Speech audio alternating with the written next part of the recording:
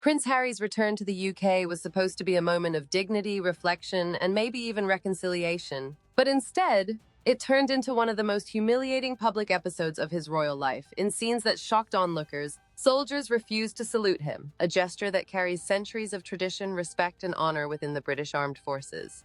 Today, we're unpacking exactly what went down, why this happened, and what it really says about Harry's place in Britain today. Grab a seat, because this story is more dramatic than anything Netflix could script. Prince Harry has always been a polarizing figure. For years, he was admired as the brave soldier prince who served on the front lines in Afghanistan. He was the fun-loving royal who connected with the public, a breath of fresh air compared to the stiff traditions of the monarchy. But after stepping back from royal duties in 2020 with Meghan Markle moving to California and unleashing explosive interviews and memoirs criticizing the royal family, Harry's reputation in the UK has hit rock bottom. So when he returned to Britain for a public event, many thought it might be a moment for him to mend bridges. Instead, what unfolded left the world stunned. Here's what eyewitnesses reported. As Harry arrived at the event, walking past lines of uniformed servicemen, he expected the customary show of military respect. After all, he's not just a royal, he's a decorated veteran who once wore the uniform proudly. But in a shocking break from tradition, several soldiers stood stone-faced. No salute, no acknowledgement, just silence. For a prince who once commanded respect as Captain Wales in Afghanistan, this moment was brutal. And it wasn't just about protocol, it was a symbolic rejection. Now, you might be wondering, why would trained soldiers break tradition like this? Military etiquette is usually airtight, but the reasons run deep. When he stepped down from royal duties, Harry lost his honorary military titles, positions that connected him to regiments across the UK. Without those, many servicemen no longer see him as their superior. His interviews and memoir revealed private details about the monarchy, including attacks on King Charles, Prince William, and even Queen Camilla. For soldiers sworn to the crown, this isn't just family drama, it's seen as betrayal.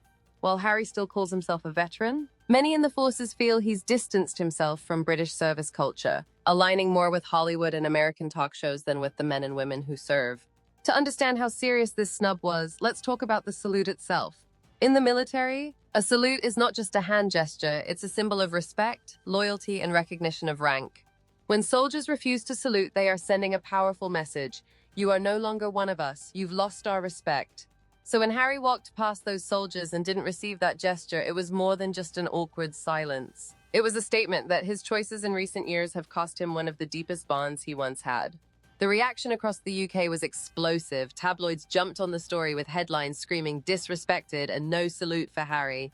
Some said the soldiers were right, that Harry abandoned his role and respect has to be earned, not demanded.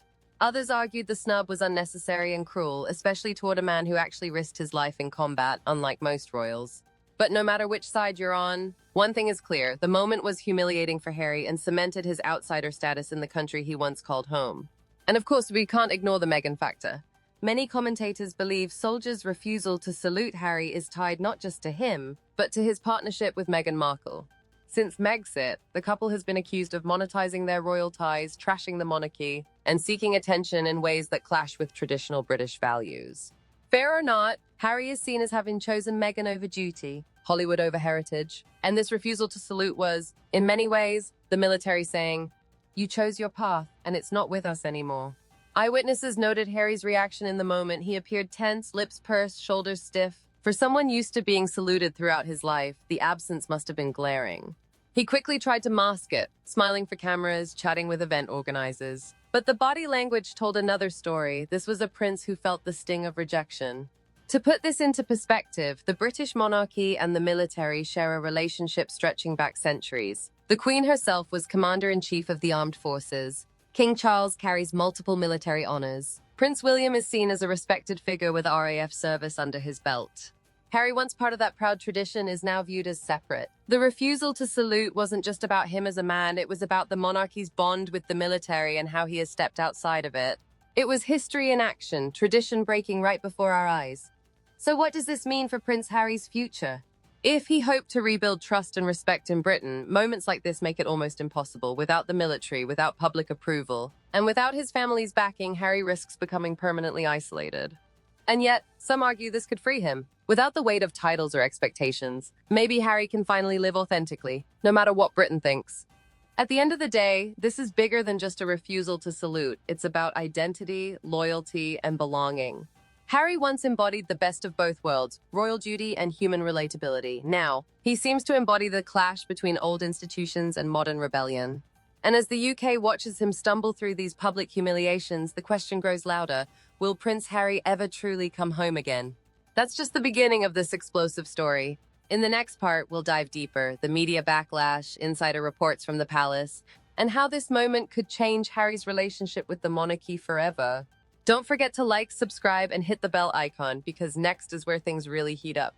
The British press wasted no time amplifying the story. Major tabloids plastered front pages with dramatic headlines: "Snubbed on home soil," "No salute for spare," and "From Captain Wales to Captain Outcast."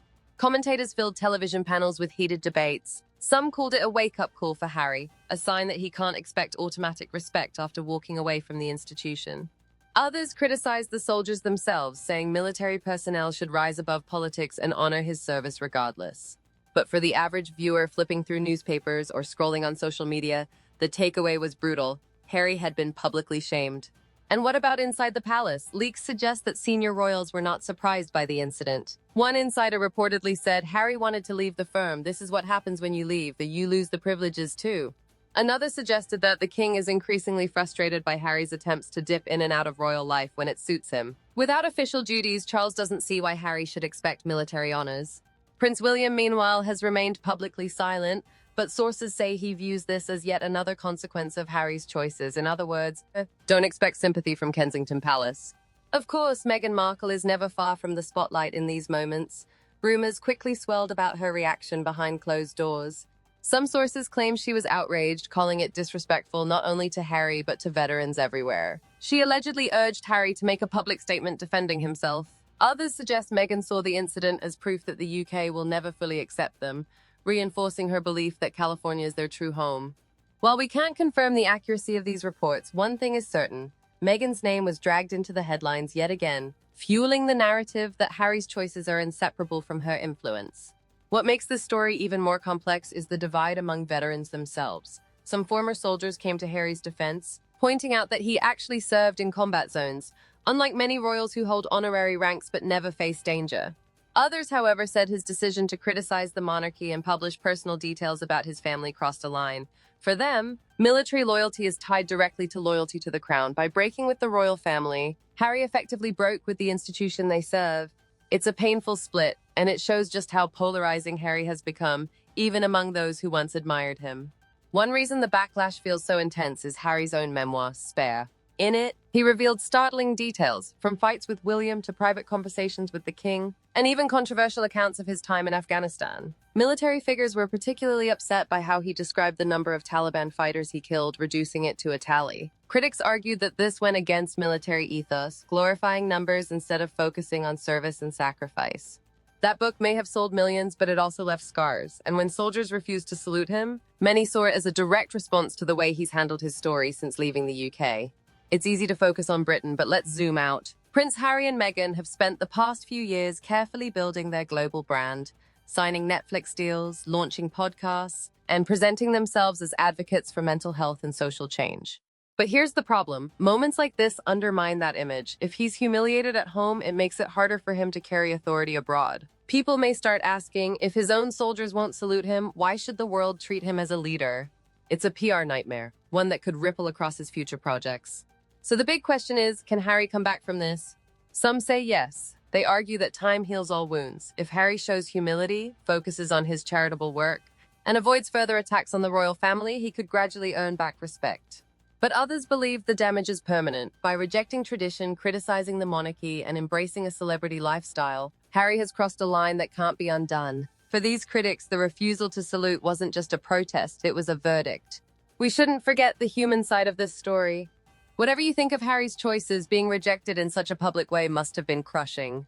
This is a man who grew up steeped in royal tradition, lost his mother at a young age, and spent years searching for purpose. For him, the military was one of the few places where he felt he truly belonged. To lose that bond, to see soldiers refuse him the respect he once commanded, is not just embarrassing, it's heartbreaking. Interestingly, this moment doesn't just affect Harry, it also reflects on the monarchy itself. For centuries, the royal family has relied on loyalty from the armed forces to project strength and stability. But when soldiers openly snub a royal, it raises questions: how strong is that bond today? Is tradition breaking down in a modern era where loyalty is no longer automatic? Some see this as a warning sign for King Charles. If Harry can be rejected, what does that say about the monarchy's grip on respect and authority in the 21st century? So where does Harry go from here? Does he double down on his life in America, ignoring Britain's rejection? Does he attempt another reconciliation with the monarchy, even if it means swallowing pride? Or does he carve out a new identity completely separate from the crown and the military? Only time will tell. But one thing is clear, the refusal to salute wasn't just a small gesture, it was a turning point.